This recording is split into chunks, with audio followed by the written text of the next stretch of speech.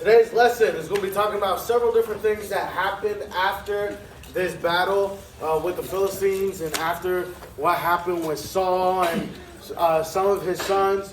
We talked about it. We said the reason why they killed most of Saul's sons was because they wanted to eliminate any idea of what if. Remember, what was the what if? What was the doubt that could spring up? Like, one of his sons is still alive. So, like, what if, like, he could be king? 100%. As it normally works, grab a few. I don't want you going back and forth. As it normally goes, usually the next son, usually the oldest, but if he dies, then the second oldest, and if he dies, and you keep going and going and going, until finally one is old enough to be king. We're going to be talking about that today. Situation like that happens, yes. No. Today, the topic today is David, the king of Israel. David, the king of Israel. Yes.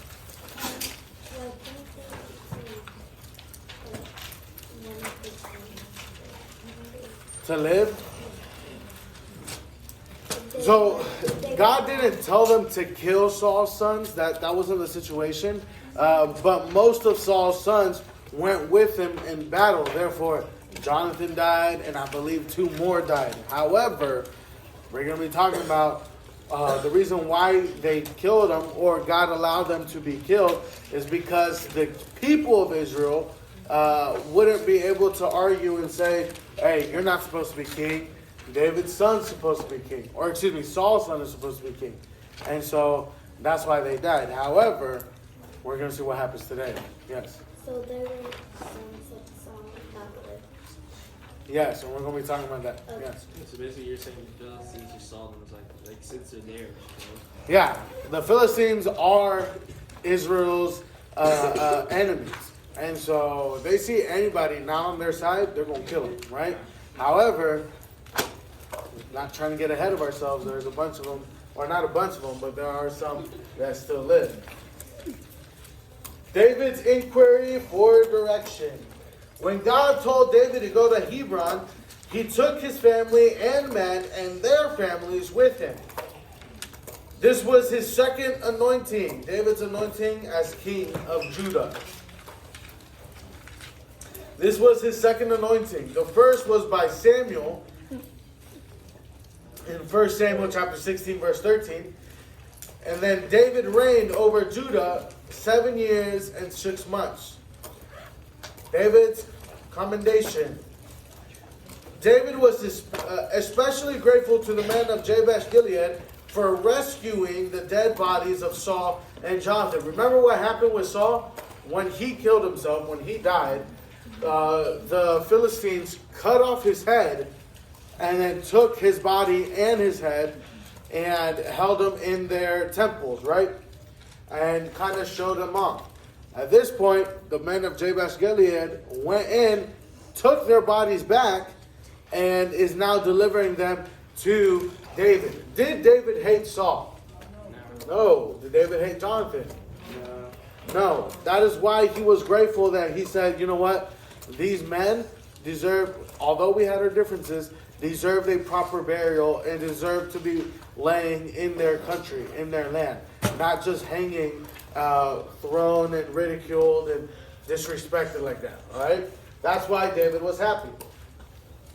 Abner, Saul's cousin. Y'all remember Abner? Abner was the one that was supposed to be protecting Saul. The 2 times David went into his camp and could have killed him, but he didn't. So this is Abner, all right? And this is the part that I've been telling you about.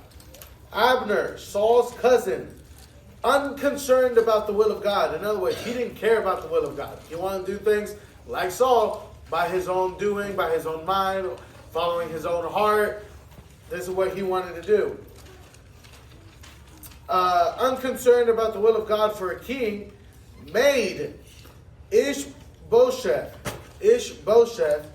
Saul's son, king over Israel. Ishbosheth reigned for 2 years. All right. So I told you, all of Saul's sons that were there at the battle, they were killed. However, Saul was smart enough not to leave, or not to take all his sons. Therefore, his son I gotta say it right. Ishbosheth remained in Israel. All right. Let me specify something. Right now, the nation of Israel is divided into 2 tribes. We all know that, biblically speaking, the 12 tribes of Israel, in other words, those that fled and left Egypt, make the nation of Israel. However, we can see here 2 different nations. David is king over Judah, and I gotta say this right. Ishbosheth is the leader of the second nation, which is called Israel. So there's 2 separations right here. There you have the nation of Judah and the nation of Israel. Although they are one country, they are divided, similar like to North and South Korea. It's all Korea. However, there's a northern part and there's a southern part. Yes. Yeah, 100%. She was saying that more likely Ishbosheth was one of the younger ones, or the youngest one, and therefore he didn't go into battle. 100%. Yes. Ishbosheth is the son of Saul. He had several sons, yeah. Jonathan was the eldest. All right? Yes. I would write that down, yeah. Ishbosheth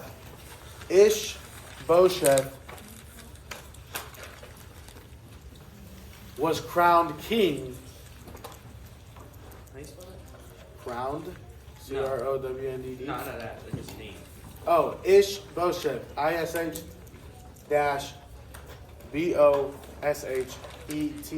Bosheth. Ishbosheth was crowned king over Israel.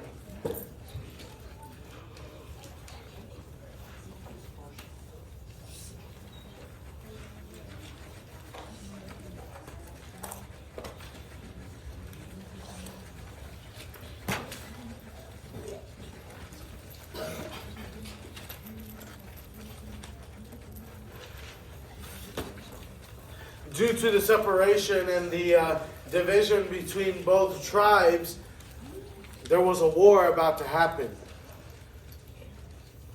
In this situation, Abner, which is from David's side, and let me say this right.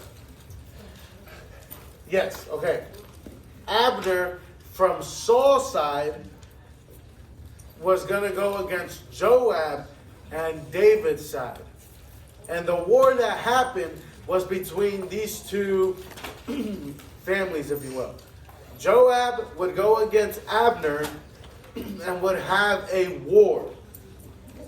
Abner's men from Saul's family and Joab's men from David's family staged the contest. Write this down. Abner killed Asahel. Who? Asahel. Asahel. Abner killed Asahel, Joab's brother. Joab. Joab. Joab's. Abner killed Asahel. How do you spell that? Who's making these names? Asahel.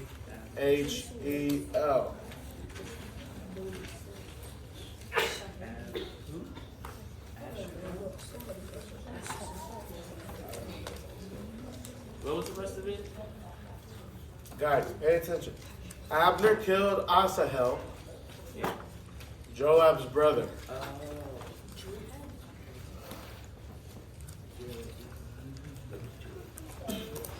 David's side, so Joab's side, lost only 20 men. Where Abner's side, Saul's side, lost 360 men.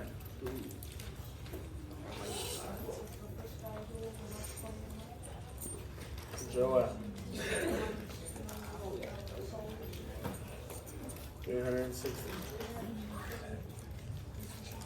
As war between the house of Saul and the house of David continued, the house of David grew stronger.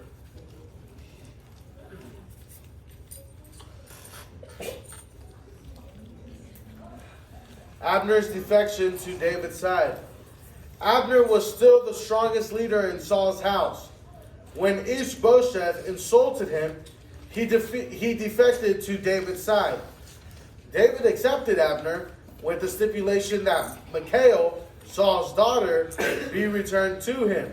Remember, Abner is the one that took Michal. Saul allowed Michal to just basically, like he said one day, to switch or not to. She didn't have a choice, but basically they just swapped wives, even though David didn't get one. Saul just took her because that's his daughter and gave her to Abner. 1 second.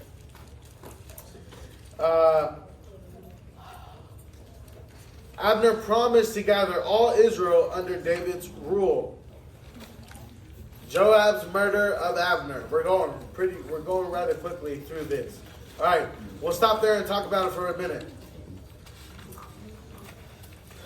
What do you think is going to end up happening in this story between Joab and Abner? What do y'all think is going to happen? Yes. I think Joab's gonna win and Abner's cooked. Potentially, 100%. Yes. One of them might end up killing one. Yeah. 100%. One of them might end up killing each other. Oh wait, actually, Yes. I don't know. Or what if they both lose and then David just gets the reward? Like, Well, there's still a king of Israel, and David's the only king of Judah. What makes sense? Oh, you have some? No? Okay. You good?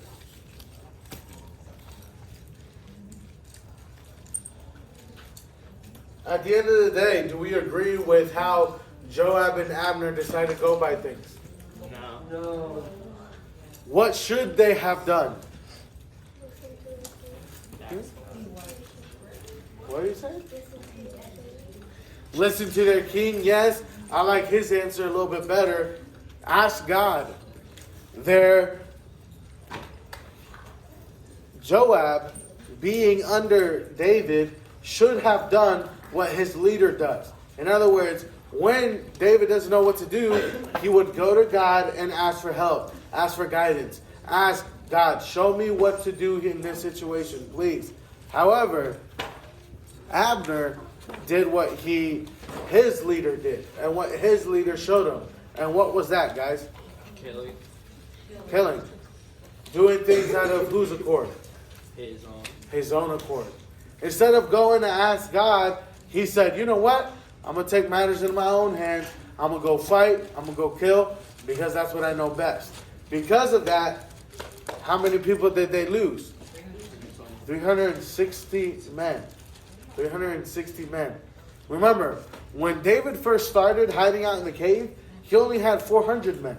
So if he lost 360, he would only have 60 guys to be part of his deal, right? However, because David is in fellowship with God, because David is obeying God, because David is seeking God's guidance, God protected him. God allowed his men to have the victory in that situation, even though, yes, some people died. God delivered them from that situation. And 20 versus 360, although you did lose people, is still a victory. God can still deliver you and give you the victory. Yes.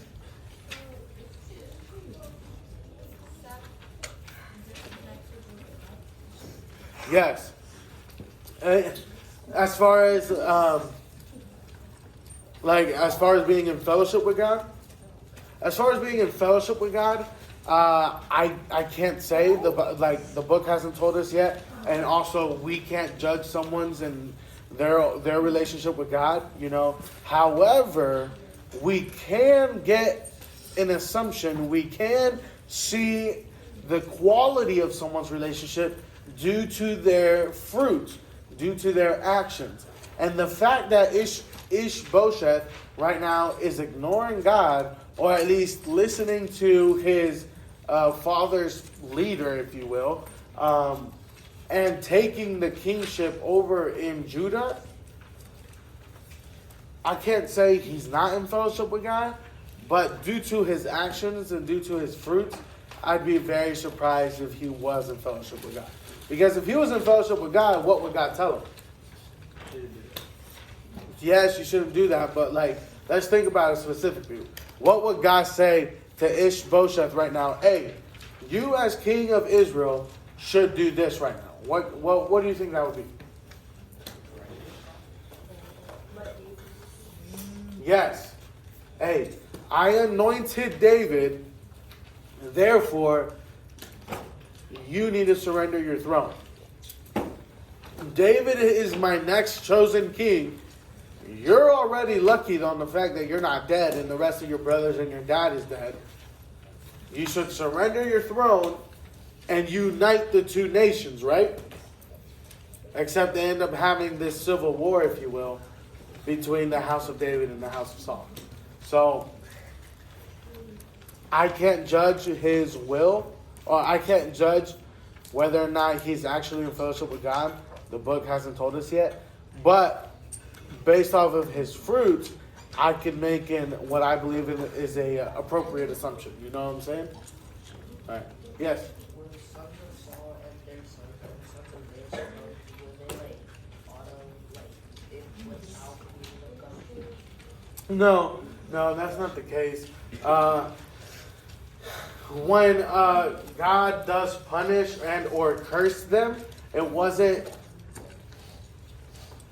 It was more for the kingship. I don't believe it was for their relationship with him.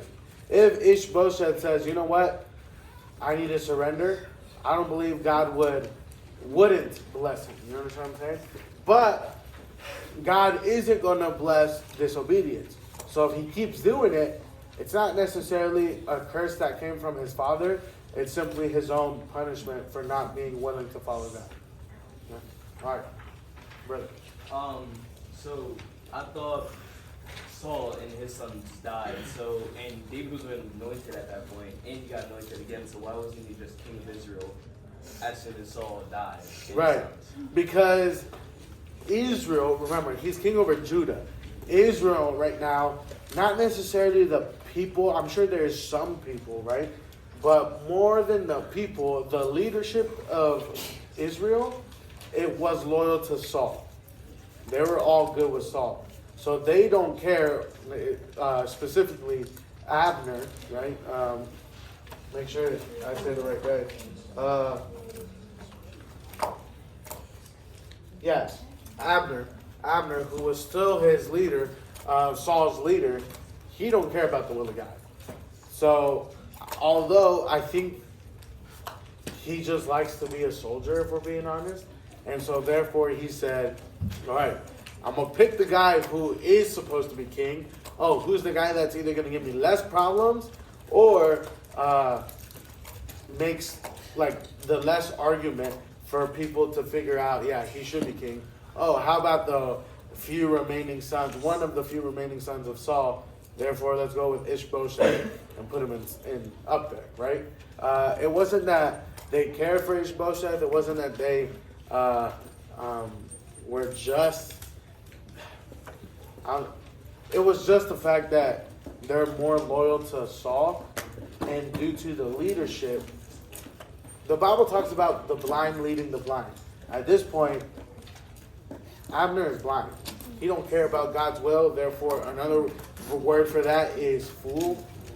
He's being foolish towards God's will. Therefore, he's making foolish decisions. And so, I agree with you. That should have happened. But due to sin and due to the leadership, there's a divide. Okay? Any other questions, comments, concerns? All right, let's move on. Joab's murder of Abner. Joab's murder of Abner. Joab killed Abner because Abner killed his brother Asahel. However, he was probably jealous over David's acceptance of Abner. Joab killed Abner because Abner killed his brother Asahel. Asahel.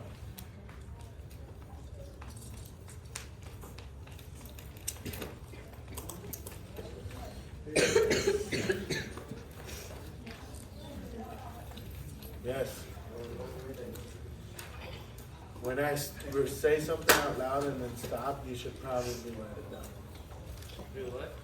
Joab killed Abner because Abner killed his brother. Yes.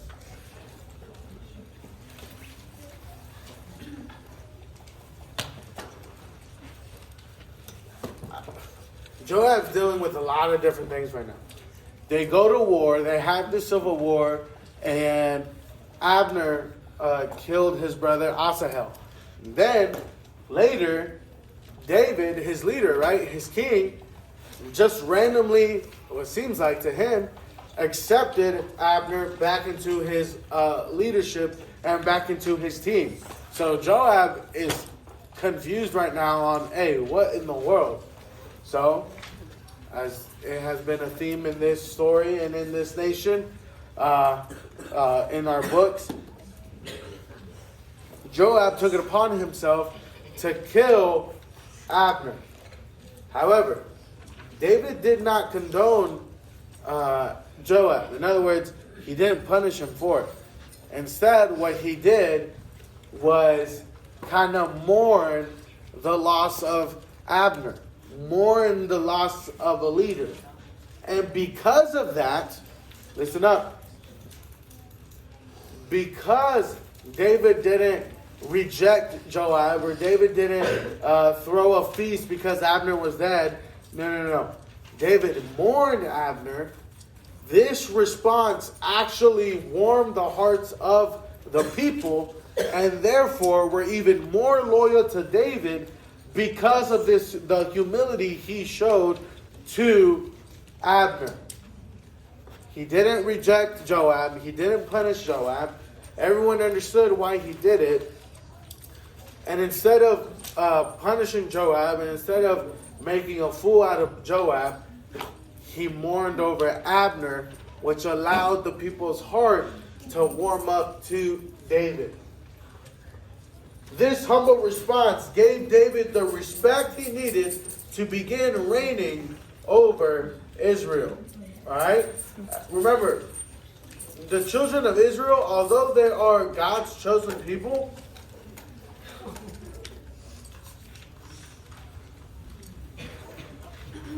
remember, the children of Israel, even though they are God's chosen people, rejected him and have rejected him several times.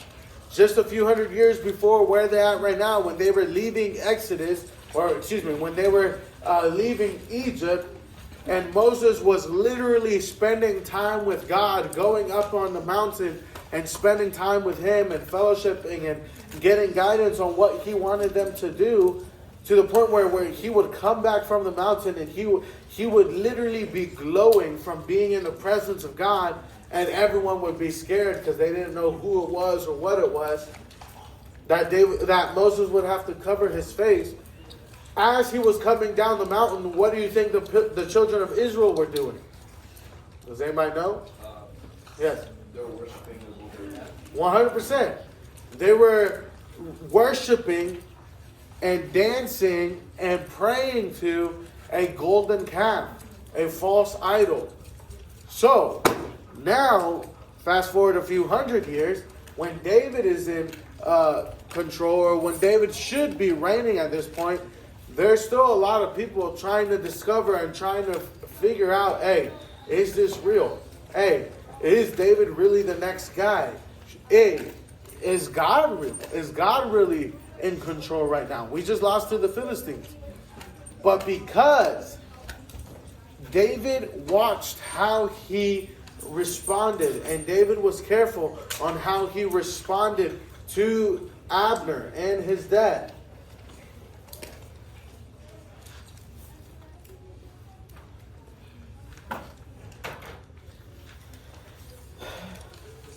The humble response gave David the respect he needed to begin reigning over Israel. All right? This is a very, very deep lesson here. Sometimes it is better to take the tougher road and the tougher decision instead of trusting your emotions. All right? Do you think David was against the death of Abner? Let's just be honest. Do you think he was against the death of Abner? No. No, I really don't think so. Abner was part of Saul's court, and Saul tried killing him over and over and over and over and over again. If I'm being honest, I don't think he wanted him dead, or else he wouldn't have accepted him. However, I really don't think he was upset that he died. But if we're being honest, he could have ridiculed him. He could have said, "Ha ha, I have the last laugh." But he didn't do that. He took the tougher road. He took the road of maturity. And when the situation presented itself and he made the hard decision, it allowed him to gain the respect of his people and started directing their loyalty from Saul to him. It's very, very important for you and I not to be rash, not to feed into our emotion, and choose the hard path. We're going to keep going one more point, and then we will stop. Ishbosheth's murder. Ishbosheth's murder.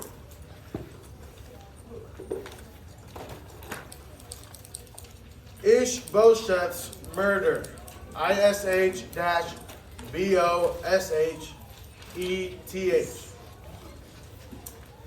Two of Ishbosheth's captains killed him and brought his head to David.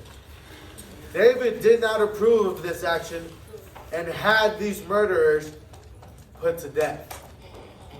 Alright, everyone is so used to, alright, this dude is clearly against whoever. Clearly, the leader would want us to kill him. Alright, no, that is, learn now, violence is not the answer to everything, okay?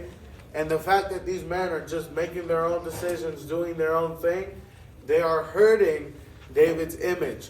They are hurting David's leadership and influence. Why? Because they just see, oh, we're doing this for David. Everyone else sees, potentially, yo, why did David send these guys to go kill Ishbosheth? Therefore, David punished them and had them put to death. Yes?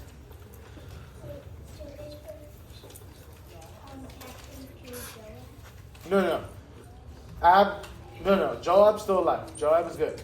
Joab is a good guy. He's on the house of David. However, Joab killed Abner. Alright? Joab himself killed Abner. And then two random captains from their side, Saul's side, killed Ishbosheth. Two of his own captains killed him, thinking that David would be okay with this. David, but because this happened, David was now king over all the tribes of Israel. So now there is no divide, there is unity. David, write that down. David is now king over all the tribes of Israel.